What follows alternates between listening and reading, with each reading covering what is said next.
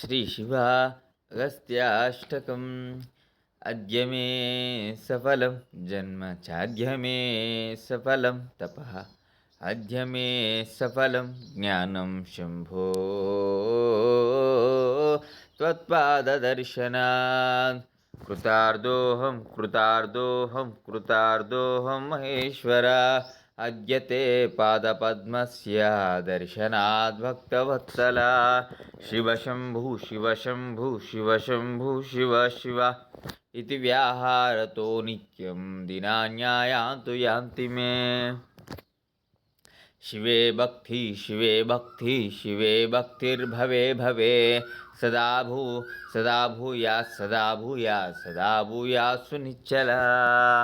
अजन्ममरणं यस्य महादेवान्यदैवतं मा जनिष्यतमद्वंशे जातो वा द्राग्विपद्यताम्।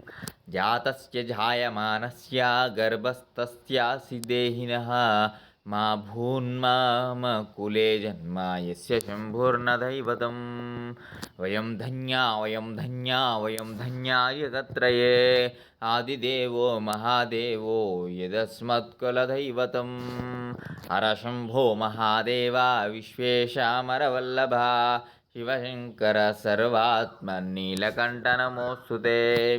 अगस्त्याष्टकमेतत्तु यः पठेत् शिवसन्निधौ शिवलोकमवाप्नोति शिवेन सह मोदते इति अगस्त्याष्टकम्।